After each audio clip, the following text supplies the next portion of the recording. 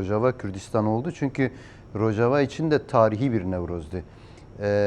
Uzun yıllar Baas rejimi altında yasaklara, baskılara, her türlü gözaltı, işkence ve katliama karşı bu yıl ilk defa Rojava Kürdistan'ında Suriye devletinin de entegrasyon süreciyle beraber kabul edip resmileştirdiği bir Nevroz bayramı kutlandı. Bunu nasıl değerlendirmek gerekiyor? Suriye açısından nasıl bir anlam ifade ediyor? Rojava Kürdistan'ındaki Kürtler ve halklar açısından nasıl bir anlam ifade ediyordu bu yılki Suriye ve Rojava'daki Nevroz kutlamaları? Son derece önemli çünkü biliyorsunuz şimdi Suriye'de de Kürtler Nevroz'u kutlayamıyorlardı. Yasaktı yani. Yasaktı. Türkiye'deki olduğu gibi Baas rejimi aslında bu Nevroz'un önüne almak için Kürtleri işte bu bilinçten koparmak için çok çaba gösterdi. En son şöyle bir yasa sanırım çıkarttılar Baas rejimi döneminde. Nevroz günü anneler günü olarak oldu ve bunun üzerine artık kendini yapamadı çünkü önünü alamadı. Böyle bir şey gelişti. Çünkü direkt Nevroz olarak da kabul edemedi. Direkt Nevroz olarak kabul etmedi. Anneler günü olarak bu şekilde kutlayabilirsiniz. Çünkü Türk devleti de daha önce yasaktı. Yasakladılar. Özellikle 1970'lerde, 60'larda, ta 80'lere kadar yasakladılar. Baktılar yapamıyor çünkü Kürtler her şart altında Nevroz'u kutladılar. Bu sefer ne dediler işte Türk bayramıdır diye yaptılar. Ergenekon'dan çıkış Baas rejimi de dedi. İşte anneler günü orada yaptılar. Hani aslında Kürtlerin Nevroz'la olan bağlantısını hiçbir güç engelleyemiyor. O nedenle şu anki özellikle 2026'da şu anki Suriye'de yaşanan gelişmeleri ve mevcut entegrasyon çalışmalara baktığımızda ve yapılan anlaşmalara baktığımızda Nevroz'un resmi olarak kabul edilmesi ve Kürtler Suriye'de Nevroz'u resmi olarak kutlamaları son derece tarihsel ve önemli bir gelişme olarak görmek gerekiyor. Çünkü çok denediler ve bir türlü yapmadılar.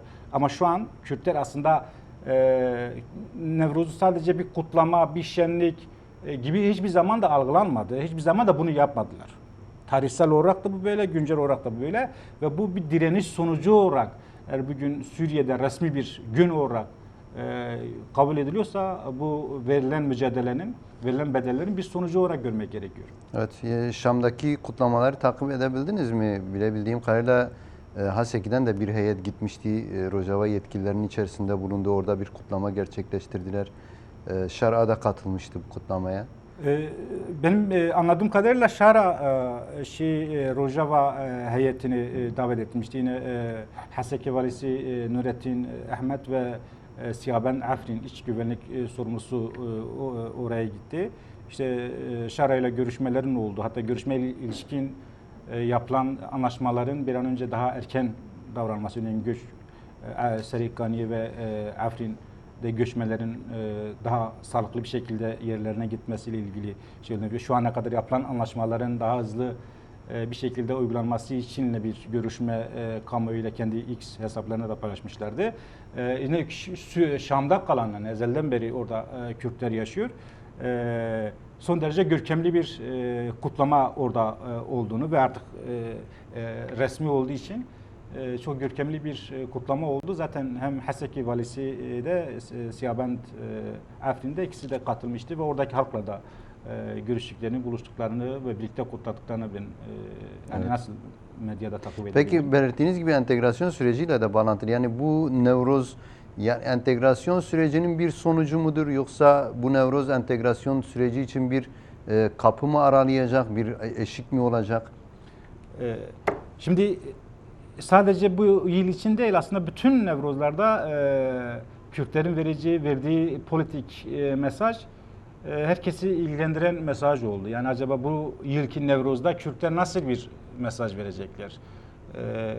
Onun için Kürtlerin Nevroz'daki kutlamalarındaki verilen mesajlar son derece önemli oluyor. Gerek Kürtler için, yani ulusal çıkarları için, gerekse karşıda mücadele ettiği güçler için her zaman dikkate alınan bir durumdur.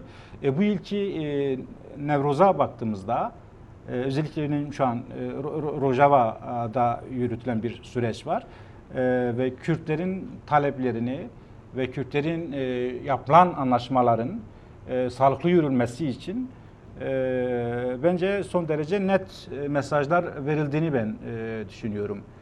Çünkü ötesi olmaz. Rojava mevcut anlaşmaların dışında farklı bir gelişme olursa buna da kuşkusuz direnişle cevap vereceklerinin mesajlarını her zaman verdiler ve bunu en üst düzeyde Nevroz alanlarında bunu görebiliyoruz. Evet. Belirttiğiniz gibi yani önemliydi. Mesajlar da verildi ancak bir provokasyon durumu da gerçekleşti. Özellikle Kobani'de Nevroz Meydanı'ndaki Suriye bayrağının indirilmesinin ardından orada yaşanan bir olay oldu. Onun arkasından Afrin ve Halep'te Nevroz kutlaması yapan Kürtlere saldırıldı. Sembolleri, bayraklar, işte Irak Federasyon, Kürdistan Federasyonu'na ait bayrakların yere atıldığını gördük. Bu olaylar yani Nevroz günü yaşanan bu kadar önemli mesajlar içeren bir günde böylesi bir olayın yaşanmış olmasını nasıl değerlendirmek gerekiyor? Nasıl bir provokasyondu? Bilinçli yapılan bir eylem miydi? Çünkü yapılan açıklamalar da oldu. Yani İlham Ahmet'in yaptığı açıklamada ferdi bir eylemdir denildi. Arkasında acaba bir komplo teorisi aramak gerekiyor mu? Uzun bir süredir böyle bir gündem var. Yani bir provokasyonun olacağı, yani sadece Nevruz'da bir provokasyon olacağından ziyade çeşitli istihbarati bilgiler de aslında var. Yine sosyal medyada bu tür şeyler tartışılıyor. Bazı aldığım bazı bilgilere göre de özellikle Rojava'da bazı provokasyonların yapılacağı tartışılıyor. Yani örneğin yine bazı Arap bölgelerinde Arapların yoğun yaşadığı bazı köyler var, kasabalar var. Ve buradan işte bir mezhepçilik üzerine, yine milliyetçilik üzerine bazı provokasyonların yapılacağı duyumları vardı. Aslında bu duyumlar doğruymuş. Bu tür hazırlıkların da olduğunu biliyoruz. Bu ferdi şeyler olmadığını ben düşünüyorum. Tamam yani bir örgütleme durumu söz konusu. Hatta bazı medya kuruluşlarında da şeyler de var. Yani bazı Arap köylerinde işte aşiretler örgütleyip işte Kürtlere, Kürt ailelerine, Kürtlerin olduğu yerlere saldıracağı bildirisi, planlaması var. Yine Halep'ten işte Afrin'e gidip kutlama yapacak. Yine Afrinlerden işte göç yolunda olanlar, orada yeni gidip yerleşenler bir şey var. Yani bu anlaşmayı, bu ateşkesi ya da bu süreci tamamıyla bozabilecek ve en kötü senaryosu olarak önüne sürülen milliyetçilik üzerine, mezhepçilik üzerine bir hazırlık var. Bu son derece tehlikelidir aslında. Her ne kadar buradaki yetkililer dönem dönem kamuoyuna ilişkin buna dikkat çekse de bunun ne kadar tehlikeli olduğunu bilmemiz gerekiyor diye düşünüyorum. O nedenle evet şimdi bir ayrılma durumu söz konusu değil. Yani Şam'dan Kürtler biz ayrılıyoruz demediler. Biz Şam'la entegrasyon, yani entegre oluyoruz ve biz birlikte yaşayacağız. Yani Kürdüyle, Arabiyle, Süryaniler, buradaki hangi halklar varsa, hangi inançlar varsa biz birlikte yaşayacağız. Ve birlikte yaşamak için de Kürt'ün Kürt olarak, işte Arap'ın Arap olarak ya da Ermeni Ermeni olarak kendi özgünlüğünü, kendi kültürünün değerlerini koruyarak bu sistemde yer alacaklar. Ama bir dalga var, milliyetçilik dalgası, mezhepçilik dalgası.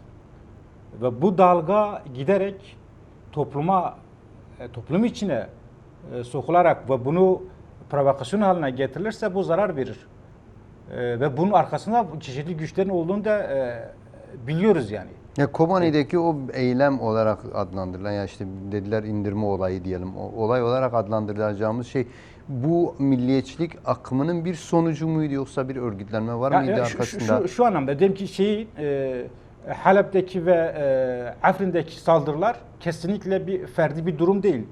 Bu uzun bir süredir bunun hazırlıkları yapılıyor. Cizre bölgesinde de bu hazırlıklar yapılıyor. Yani halkın içinde bu tür dalgaları geliştirerek provokasyonlar yapma hazırlığı var. Şimdi buna karşı dedim ki tamam bir milliyetçilikle ilgili şeyi biraz irdelemek gerekiyor. Yani en milliyetçi Kürt dahi, en milliyetçi Kürt dahi ben şimdiye kadar hiç duymadım. Eminim sen de duymamışsın.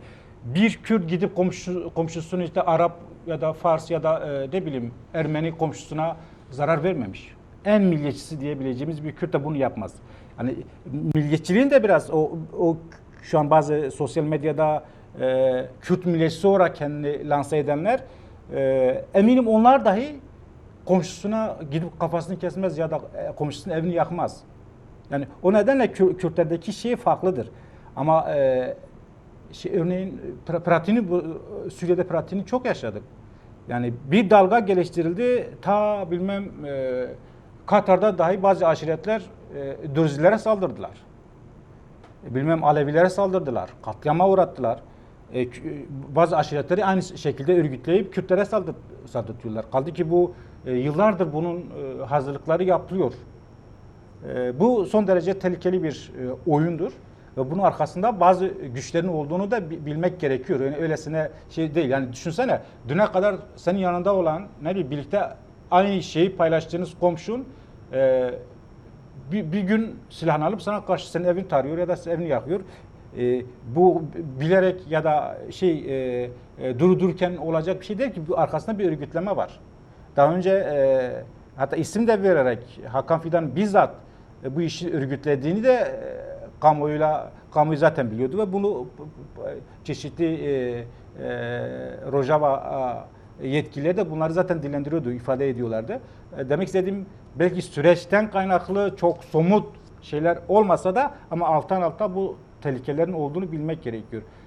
Onun için önümüzdeki süreçte eğer ciddi bir provokasyon gelişirse ve var olan anlaşmalar biterse ve tekrar da yeni bir süreç başlatılırsa bu mezhepçilik ve milliyetçilik üzerine bunu geliştirmek isteyeceklerdir. Bu son derece bölgede kendisiyle birlikte ciddi risklere de getireceğini görmek gerekiyor. Peki o yani bu ortam içerisinde Kürt hareketi, Kürt siyasi aktörleri, Kürt yetkililer ve Kürt halkı özellikle nasıl bir tutum takılmalı? Yani mesela dün akşam Afrinlilerin yapmış olduğu bir aslında bir şey oldu, yani bir galeyana gelme durumu oldu. Yani Afrin ve Halep'te yaşananların ardından Afrinli göçmenler Kalmışo ve Haseki'de ayaklandılar. Rejimin hani entegre amacıyla bu alanlara gelen, Kalmışo ve Haseki'ye gelen rejim noktalarına doğru harekete geçtiler. Daha sonra asayiş güçleri bunların önüne aldı ama böylesi provokasyonlar Kürtler içerisinde nasıl karşılık buluyor ve doğru siyasal tutum nasıl olmalı? Yani işin zaten mesele burada. Yani toplumun sinir damlalarına oynanma durumu. Şimdi bu böylesi provokasyonu geliştirmek ne üzerine geliştireceksin? İşte mezhepçilik üzerine ve milliyetçilik üzerine. Bu Kürttür ve bunun öldürülmesi gerekiyor. Bunu dinen bilmem fathalarla bunu meşrulaştırma ve bunun zemini hazırlama, bunun işte sosyal medyada ya da diğer medya ağlarıyla ki bunları yapıyorlar. Hala da yapıyorlar. Şimdi durudur ki diyelim ki Kürtlerin referans göstermesi doğal olur. Şimdi bakıyorlar ki ya işte Afrin'de Kürtleri öldürüyorlar, sokak ortasında linç ediyorlar, işte bilmem kadınlara hakaret ediyorlar. İster istemez böyle bir refleks gelişecek. İşte bu provokasyonları planlayan güçler de bunu biliyor. Çünkü insanlar refleksiz değil ki. Yani yanında kardeşini, işte aileni bilmem şeyine saldırıyor, yani o değerlerine saldırıyorlar. Sen sessiz kalamayacağını bilir. O nedenle olabildiğince bunu kışkırtmaya çalışacaklar. Bunu kızıştırmaya çalışacaklar. Bence dün akşamki gerek İlham Ahmet'in yine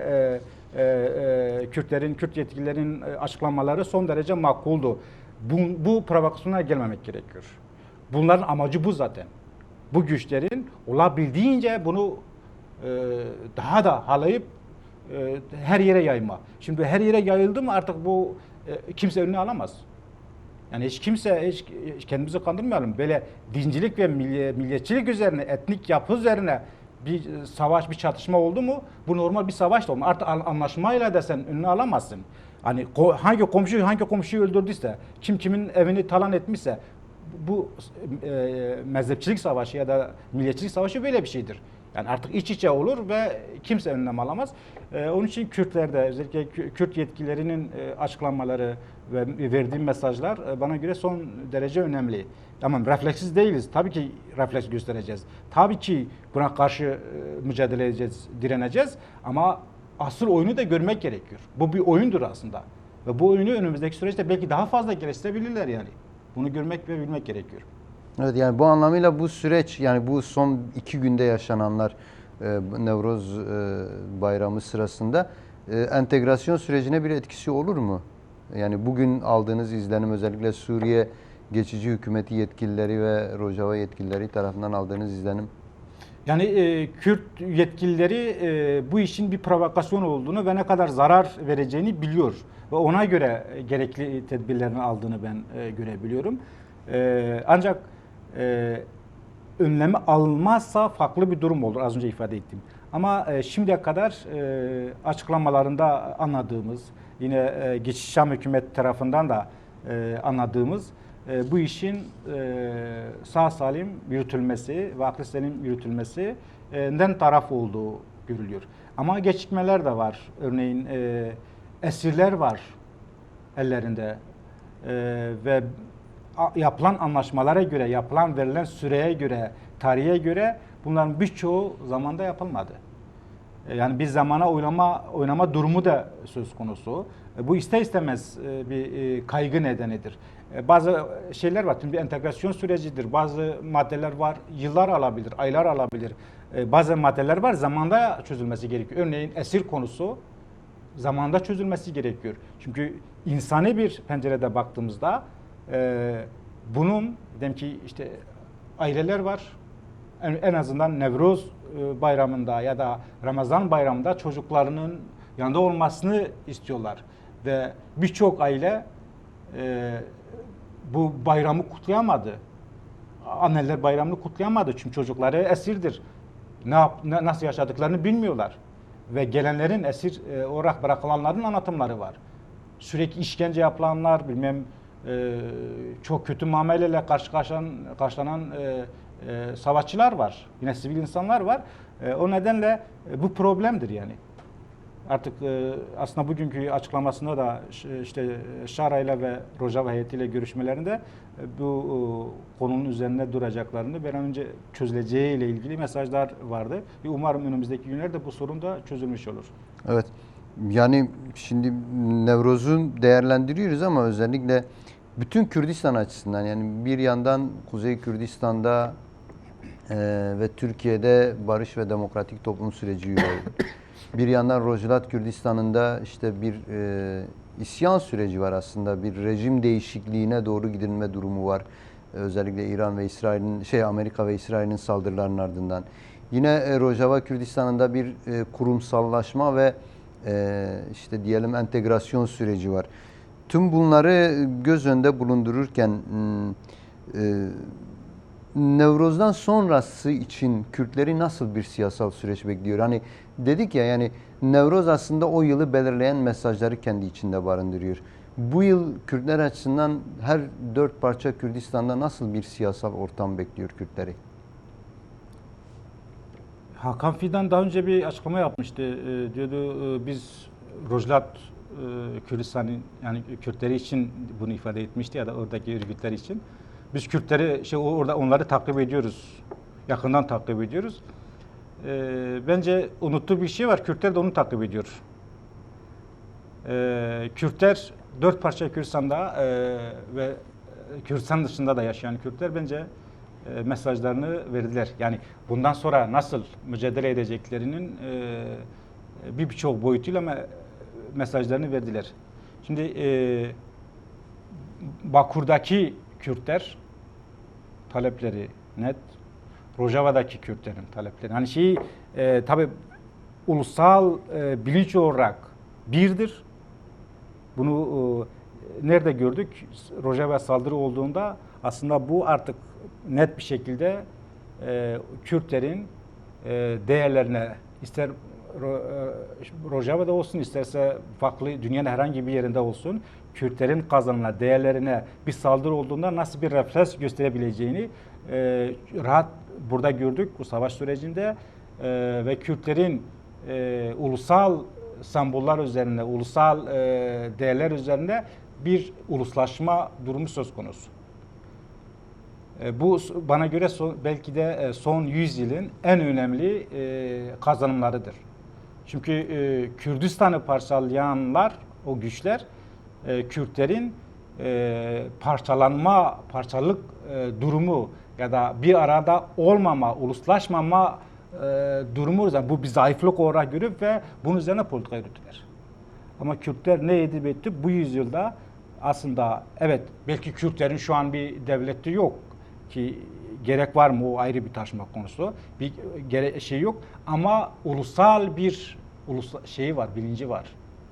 Ortak bir hafızaya ulaşıyorlar. Bu yani. son derece, tabii ki son derece önemlidir. Aslında Hakan Fidan'ın işte Kürtleri takip ediyoruz dediği şey bu. Kürtler de onu takip ediyor. Örneğin şu an tamam, bayramdan sonra Bakü'ye Kürdistan'da nasıl adımlar atılacağı bekleniyor.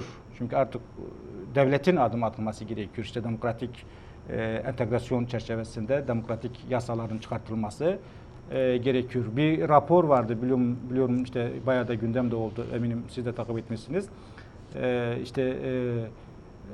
O raporla eğer bir anayasa değişikliği ya da yasaların, kanunların çıkartılması hedefleniyorsa bence bu problemdir. Çünkü raporun içeriği ya da raporun genel çerçevesini belirleyen bir şey kavramı var. İşte terörsüz Türkiye. Yok, eğer terörsüz Türkiye dedikleri şey, evet, ortada aslında bir terör var. Bir halkı inkar eden, halkın varlığını ortada kaldıran bir devlet terörü var. Ve terörsüz Türkiye bunun anlamda, işte aslında biz de gemimizi değiştiriyoruz. Bundan sonra bu halka terör uygulamayacağız diyorlarsa, evet, bu anlamda gerekli yasalar çıkartılır ve Türkiye'de demokratik bir anayasayla demokratik yeni bir entegrasyona geçilebilir. Ama burada kastedilen terör şeyi bir halkı terör olarak ifade ediliyorsa, o zaman sen yapacağın yasa demokratikleşemez. Çünkü sen bir varlığı, bir halkı terör olarak lanse ediyorsun. Problem de bu çerçevede gelişirse. Ama gelişmezse, evet, Türkiye'deki ya da Kuzey Kürdistan'daki özellikle Rehber Abdullah Öcalan'ın ifade ettiği demokratik entegrasyon çerçevesinde yeni yasalar çıkartılır ve yeni bir cumhuriyete giriş olur. Ve burada Türkiye'nin kurtuluşu da haliyle bunun içinde olacağını bilmek gerekiyor. Bu haliyle Rojlat'ı da etkileyecek, işte Başarı'yı da etkileyecek, Rojava'yı da etkileyecek. Birbirinden bağımsız değil. Özellikle Rojlat için ne öngörü? Şimdi Rojlat'ta bence avantajları var ve dezavantajları da var. Çünkü İsrail'de, ABD'de açık açık söylüyor, adamların çok gizli yaptığı bir şey yok.